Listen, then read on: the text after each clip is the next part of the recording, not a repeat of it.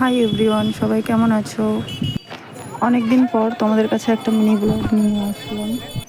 আজকে যাচ্ছি আমরা হাসনাবাদে, একটা বার্থডে ইনভাইট ছিল তাই।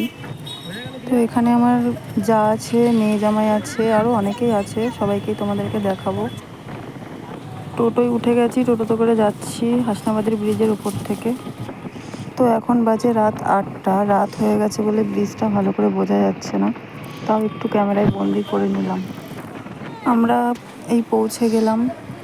দেখো এই যে সবাই এখানে আছে, ওই যে ওটা আমার নাতনি হয় আর পাশেরটা ছেলে হয়, ওই যে বৌমা যা ওখানে বান্ধবী সবাই আছে।